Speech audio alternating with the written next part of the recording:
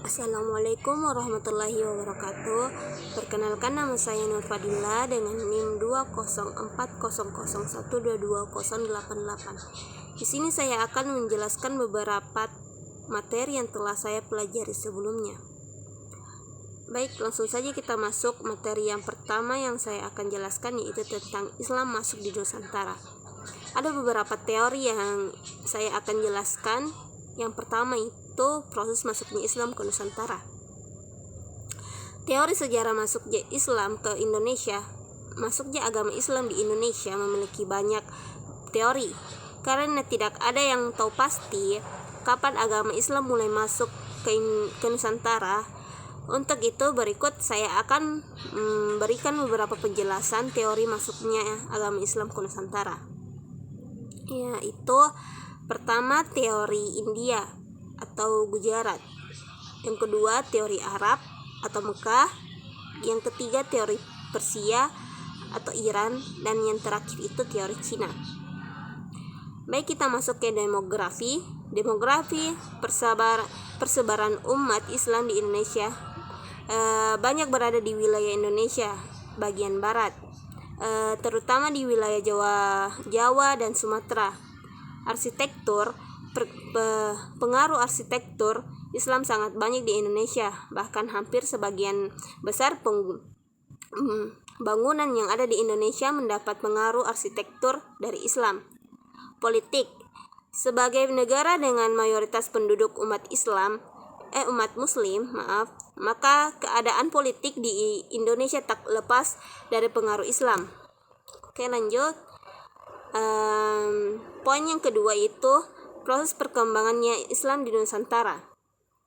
Islam di Indonesia. Indonesia adalah negara yang memiliki populasi Muslim terbesar di seluruh dunia. Pada saat ini diperkirakan bahwa jumlah umat Muslim mencapai 207 juta orang. Sebagian besar menganut Islam aliran Sunni. Jumlah yang besar ini mengimplikasikan bahwa sekitar 13% dari umat Muslim di seluruh dunia tinggal di Indonesia, dan juga mengimplikasikan bahwa mayoritas populasi penduduk di Indonesia memeluk agama Islam, hampir 90% dari populasi Indonesia. Variasi agama Islam di Indonesia. Tibanya Islam di kepulauan ini memiliki dampak-dampak yang beragama bagi komunitas-komunitas lokal, tergantung konteks historis dan sosial dari wilayah tempat kedatangannya. Di beberapa bagian dari Nusantara, kota-kota bermunculan akibat para pedagang muslim mendirikan tempat permukaman di sana. Oke, baik kita lanjut ke materi selanjutnya. Islam masa penjajah. Di sini juga saya akan menjelaskan beberapa poin-poin. Yang pertama itu Islam pada masa awal penjajahan Belanda. Keberhasilan umat Islam menunda keinginan Belanda untuk mewujudkan sebuah pemerintahan yang utuh banyak disebabkan oleh adanya perlawanan kesultanan Islam di antara negara Eropa yang pernah menjajah Nusantara adalah Belanda. Dia adalah satu-satunya yang berhasil mewujudkan pemerintahan yang kuat di Indonesia. Hal tersebut menjadikan Belanda berhasil membuat kebijakan-kebijakan politik, salah satunya kebijakan terhadap umat Islam. Baik, poin yang kedua yaitu Islam pada masa penjajahan. Jepang masuk ke Indonesia. Masa pendudukan Jepang di Indonesia dimulai pada tahun 1942 dan berakhir pada tanggal 17 Agustus 1945. Seiring dengan proklamasi kemerdekaan Indonesia oleh Soekarno dan Muhammad Hatta atas nama bangsa Indonesia, Jepang masuk ke Indonesia menduduki Tarakan, Kalimantan Timur, kemudian memasuki daerah-daerah lain di Indonesia, dan dalam tempo yang sangat singkat telah menguasai seluruh seluruh wilayah Hindia Belanda pada Mei 1940. Awal Perang Dunia Kedua, Belanda diduduki Nazi Jerman. Hindia Belanda mengumumkan keadaan siaga dan pada Juli mengalihkan ekspor untuk Jepang ke Amerika Serikat dan Inggris. Negosiasi dengan Jepang pada Juni 1941 yang bertujuan untuk mengamankan persediaan bahan bakar pesawat, dan Jepang memulai pemaklukannya ke Asia Tenggara pada Desember tahun itu juga. Pada bulan yang sama, faksi dari Sumatera menerima bantuan Jepang untuk mengadakan revolusi terhadap pemerintahan Belanda. Oke, poin ketiga yaitu pendidikan Islam pada masa penjajahan Belanda dan Jepang. Masa penjajahan Belanda, sebelum Belanda datang ke Indonesia, agama Islam sudah masuk di Indonesia melalui jalur perdagangan Muslim dari Arab, Persia, dan India sampai Kepulauan Indonesia sejak abad ke-7. Masa penjajahan Jepang, pendidikan Islam di zaman penjajahan Jepang terkait erat dengan saling membutuhkan antara Jepang dan umat Islam di Indonesia. Jepang membutuhkan umat Islam Indonesia terkait dengan Perang Asia Timur Raya agar pihak Jepang mendapat bantuan dan umat Islam Indonesia, sedangkan dari umat Islam mengharapkan akan diperolehkan kemerdekaan Indonesia. Baiklah, kita lanjut ke materi, yaitu Islam masa kemerdekaan. Di sini juga saya akan menjelaskan beberapa poin-poin tentang Islam masa kemerdekaan. Poin yang pertama itu peradaban Islam sesudah kemerdekaan. Departemen Agama setelah kemerdekaan Indonesia, para pemimpin rakyat Indonesia sepakat menerapkan bentuk republik dalam pemerintahan Indonesia dan berdasarkan pada asas Pancasila dan Undang-Undang Dasar 1945. 2. Pendidikan. Setelah berdirinya Departemen Agama, persoalan pendidikan mulai mendapat perhatian lebih dari Badan Pekerja Komite Nasional Pusat dalam bulan Desember 1945, menganjurkan agar pendidikan madrasah diteruskan. Hukum Islam. Lembaga Islam yang sangat penting yang juga ditangani oleh Departemen Agama adalah hukum antara syariat pengadilan Islam di Indonesia membatasi dirinya pada soal-soal muamalah yang bersifat pribadi. Hukum muamalah terbatas pada persoalan nikah, cerai dan rujuk, hukum waris, wakaf, hibah dan baitul mal, haji. Setelah kemerdekaan pada tahun 1970-an, banyak para pejabat tinggi pemerintah termasuk menteri yang tidak ketinggalan berangkat ke Tanah Suci. Bahkan dari kalangan mereka lah Amir al-Hajj, pemimpin Jamaah Haji Indonesia ditunjuk. Yang terakhir yaitu Majelis Ulama Indonesia. Cara yang dilakukan pemerintahan Indonesia dalam menyelenggarakan administrasi Islam ialah mendirikan Majelis Ulama, suatu program pemerintah apalagi yang berkenan dengan agama hanya bisa berhasil dengan baik.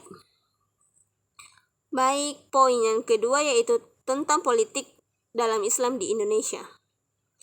Hubungan Islam dan politik dalam konstelasi politik di Indonesia di era reformasi. Menurut Nur Khalis Madid dalam salah satu tulisannya mengumumkan bahwa ada 3 sebab mengapa pembahasan mengenai hubungan Islam dan politik tidak akan habis-habis untuk ditelaah. Baik, poin yang ketiga yaitu arsitektur bangunan Islam di Indonesia. Arsitektur bangunan Islam di Indonesia berbeda dengan yang terdapat di dunia Islam lainnya. Pada zaman pertumbuhan dan perkembangan Islam di Indonesia, dari hasil-hasil seni bangunan tersebut ialah Masjid kuno Demak, sedang Duur Agung Kesepuhan di Cirebon, Masjid Agung Banteng, Baitur Rahman di Aceh, dan di daerah-daerah lainnya. Masjid-masjid tersebut menunjukkan sebuah keistimewaan dalam denalnya maupun penggunaannya yang berbentuk persegi 4 atau bujur sangkar dengan bagian kaki yang tinggi serta pecah dikelilingi parit atau kolam air di bagian depan ataupun sampingnya yang bersambi. Atapnya bertumpuk 2, 3, 5 atau lebih. Dikelilingi parit atau kolam air di bagian depan atau sampingnya yang bersambi. Baik, kita masuk ke materi selanjutnya. Seni Islam dalam perkembangan wilayah modern di Indonesia. Sini juga saya akan membahas beberapa poin-poin. Poin yang pertama, sejarah perkembangan seni Islam di Indonesia. Membicarakan awal masuknya kesenian dan kebudayaan Islam di Indonesia tidak bisa lepas dari pembicaraan mengenai awal masuk dan perkembangan agama Islam itu sendiri. Teori-teori masuknya Islam ke Indonesia beragam, mulai dari teori Gujarat ataupun India, teori Persia, dan teori Mekah. Hal ini dikarenakan hampir tidak adanya dokumen atau catatan kuat yang memadai peristiwa besar tersebut yang bisa dijadikan patokan untuk menandai awal penyebaran kebudayaan Islam di Indonesia. Namun demikian, Islam tetap sangat memengaruhi proses pembentukan kebudayaan dan kesenian Indonesia. Masuknya agama dan budaya Islam di Indonesia sangat mempengaruhi terhadap perkembangan seni aksara dan seni sastra di Nusantara. Aksara dan seni sastra Islam pada awal perkembangannya banyak dijumpai di wilayah sekitar Selat Malaka dan Pulau Jawa. Walaupun jumlah karya sastra bentuknya sangat terbatas, kesenian juga menjadi media dakwah Islam. Hal tersebut diiringi dengan pemahaman terhadap kebudayaan masyarakat lokal. Sebab ketika agama Islam masuk ke wilayah Indonesia, kebudayaan Hindu masih berakar sangat kuat, khususnya di Pulau Jawa. Para penyebar agama Islam tidak mengubah kebudayaan tersebut, namun menggunakan kebudayaan yang telah ada sebagai sarana untuk menyebarkan agama Islam. Lanjut, poin yang kedua yaitu eksistensi seni Islam dalam perkembangan budaya modern di Indonesia. Pengingkaran budaya di masa modern ini adalah hal yang tidak bisa dihindari. Jika kita tidak berhati-hati di budaya kita, salah satunya seni Islam yang dahulunya merupakan bagian yang tidak bisa dipisahkan dari masyarakat kita, ditinggalkan begitu saja. Pertama, Barasanji. Tradisi Barasanji yang esensinya menghanturkan pujian kepada Nabi Muhammad SAW adalah tradisi yang usianya setua Islam itu sendiri. Karena tradisi ini telah ada semasa beliau masih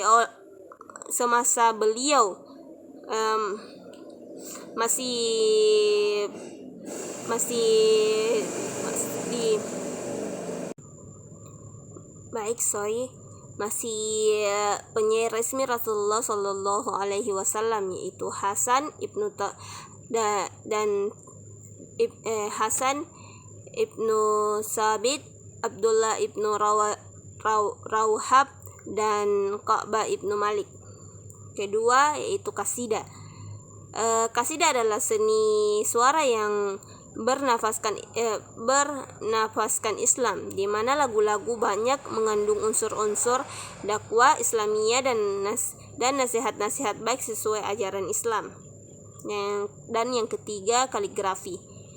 Rakit seni kaligrafi di Indonesia sendiri diketahui sejak abad kedua.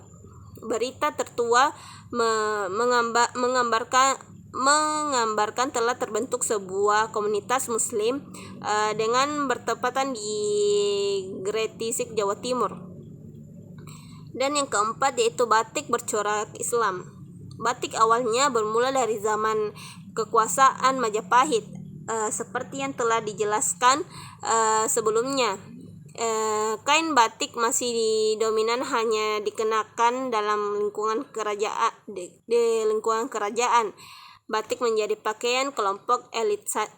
Batik termasuk digunakan untuk kelompok elit saja. Baik, kita langsung saja masuk ke materi selanjutnya, yaitu mengenal tokoh Islam di Indonesia. Di sini juga saya akan menjelaskan beberapa poin-poin, yaitu poin pertama, Ahmad Dahlan 1869 sampai 1923. Menurut Zuhairini 2013 sampai 1999. Ahmad Dahlan dilahirkan di Yogyakarta pada tahun 1868 Masehi dengan nama kecilnya Muhammad Darwis, putra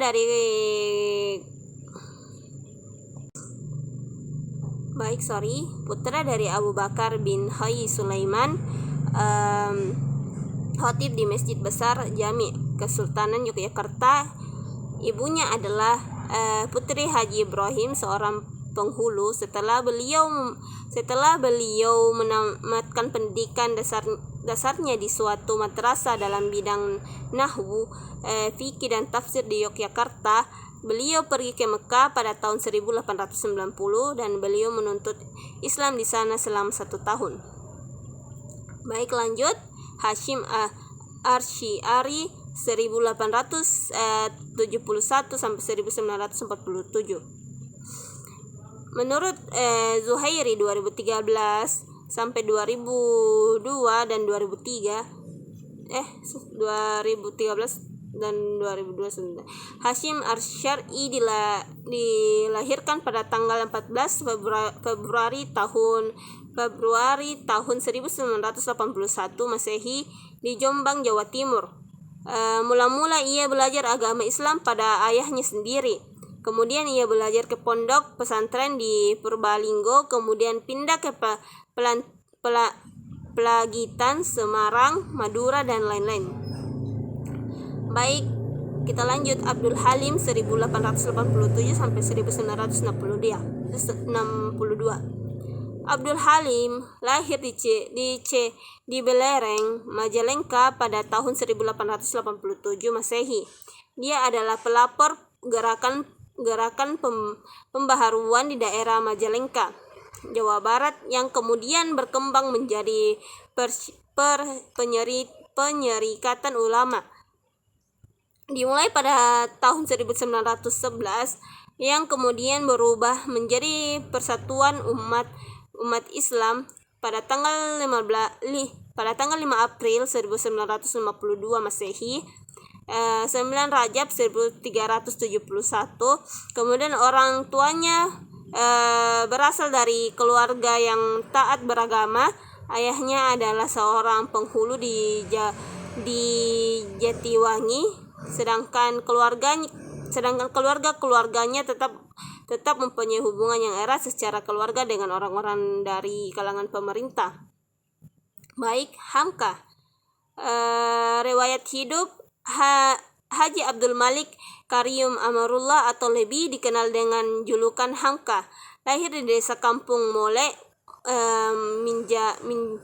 Maninjau, Sumatera Barat, 17 Februari 1908. Pemikiran Hamka tentang pendidikan.